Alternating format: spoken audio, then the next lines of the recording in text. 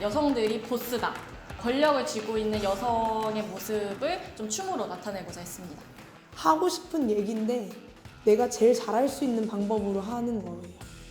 네. 코레오그래퍼로 활동하고 있고 댄서 네임은 휘슬이고요. 허휘수라고 합니다.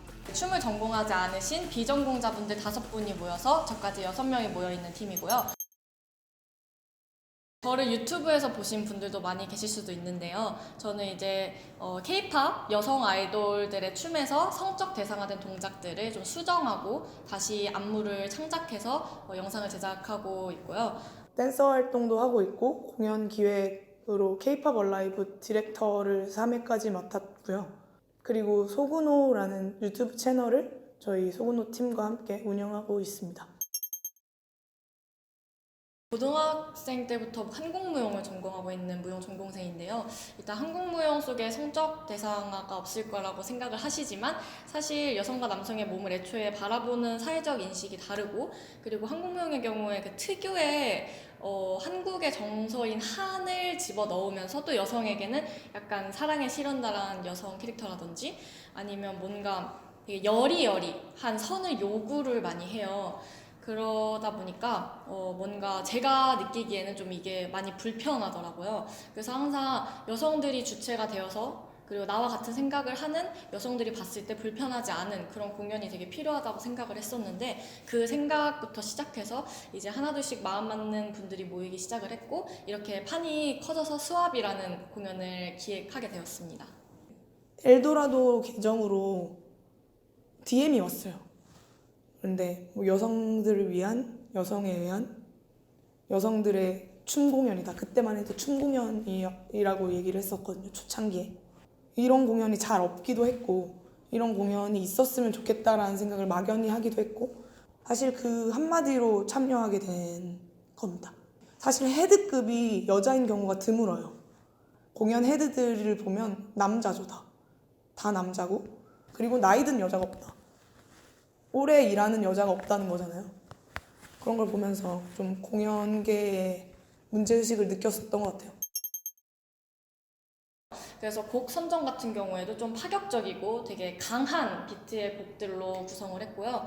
그리고 주제 자체가 이제 보스라는 단어로 딱 함축이 되다 보니까 뭔가 의상이나 아니면 효과, 아니면 뭐 안무 창작하는 데 있어서도 되게 강한 모습을 보이려고 신경을 많이 썼습니다.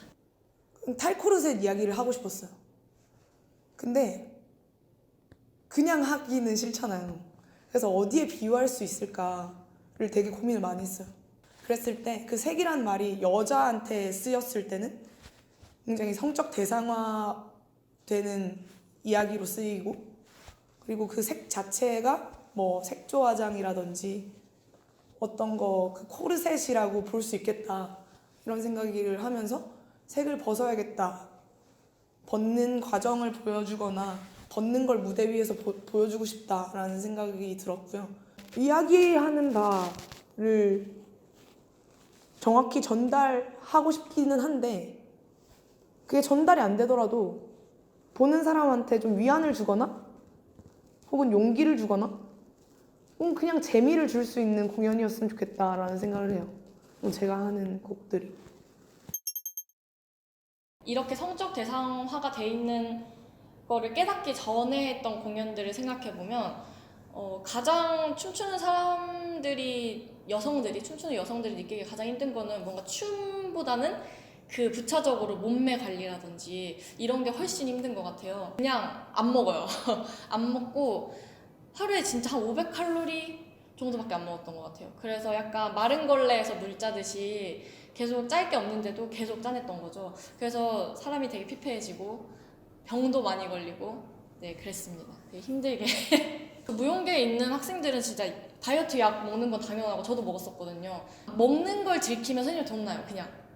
그래서 안 먹을 수밖에 없고 옆에서 친구들도 같이 달게 빼고 있으니까 뭔가 잘못된 걸 알아도 어쩔 수 없이 계속 그렇게 생활을 하고 있죠. 댄서로서 사실 여성, 남성을 나눈다고 보기는 되게 힘들지만 여성 댄서들만 봤을 때는 디폴트 상태인 여성 댄서들이 많이 없고, 그리고 성적 대상화라고 얘기할 수 있는 부분들을 사실 댄서들한테는 애티튜드라고 이야기되기도 해요. 그래서 얼마간은 되게 혼란스러웠어요. 그냥 댄서로서. 저게 애티튜드가 맞는데? 저런 장르인데? 라고 생각하다가 그게 과연 애티튜드인가? 저 애티튜드 자체가 어디서부터 나온 건데? 라는 의문이 좀 들기 시작했고 그래서 어느 순간부터 제가 댄스 공연 자체를 아주 마음 편하게 즐길 수가 없다. 그게 어디서부터 나왔는지를 생각하게 되면 조금 마음이 복잡해지죠. 근데 일단 마음가짐들이 다 다른 것 같아요. 여기에 참여하는 전원의 스태프들과 실현자와 아티스트들의 마음가짐이라고 해야 되나? 사실 공연 하나를 준비하면서 그 참여하는 모든 참여자가 같은 마음이기 힘들잖아요. 그게 뭐가 됐든 그런데 이 수합이라는 공연은 기획자, 스텝, 실현자, 아티스트들이 다 같은 마음이지 않나. 이게 잘 됐으면 좋겠고 이 시작에 누가 되지 않게 다들 열심히 하고 있다고 생각합니다. 그게 가장 다른 점인 것 같아요. 되게 즐거운 것 같아요. 일단 개인적으로는 뭔가 제가 원하지 않는 동작을 하게 된다거나 아니면 원하지 않는 뭔가를 하지 않아도 되니까 그게 가장 저 개인적으로는 좋고요. 그리고 뭔가 마음가짐이 달라진 거는 좀 더 부담이 생긴 것 같아요, 사실. 왜냐면 여성들끼리 모이면 되게 약간 편견을 가지시는 분들이 많잖아요. 그래서 안 좋은 모습을 보이면 안 될 것 같고 부족한 모습을 보이면 안 된다는 걸 알고 있으니까 좀 더 체계적으로 열심히 하려고 더 꼼꼼하게 연습을 하고 있는 것 같습니다. 바라는 게 있다면 전 더 많아져야 한다고 생각해요. 그게 큰 공연이 아니더라도. 그런 과정에서 실패할 수도 있고 부작용이 있을 수도 있고 그럴 수 있죠. 그건 뭐 어디에나 있는 거니까요. 좀 더 두려워하지 않을 수 있는 분위기가 만들어졌으면 좋겠어요. 어떤 걸 시도하는 거에 대해서 좀 더 많아지고 재밌어지고 그러면서 좀 더 넓어지는 거를 기대합니다. 가장 중요한 거는 직접 춤추시는 분들이 이 문화가 뭐가 잘못됐는지를 아셔야 될 것 같아요.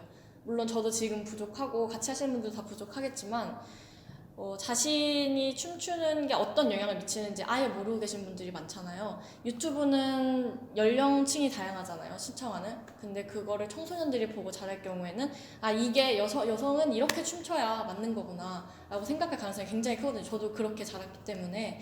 그래서 춤추는 사람이 직접 자신의 영향력이 어느 정도인지를 좀 깨달아 주셨으면 좋겠습니다. 수업은 시작입니다. 앞으로 보여줄 게 더 많다라고 생각해요. 제 개인일 수도 있고요. 수업일 수도 있고요. 그냥 모든 여성일 수도 있고요. 저한테 수업이란 정말 일생일대의 도전인 것 같아요. 왜냐면 제가 직접 이렇게 공연 기획 단계부터 안무까지 총괄하게 된 게 처음이거든요. 그래서 굉장히 부담도 큰가 동시에 기대도 굉장히 크고 그리고 사실 되게 즐거워요. 바쁘지만. 그래서 이 도전을 꼭 성공적으로 마무리하고 싶습니다.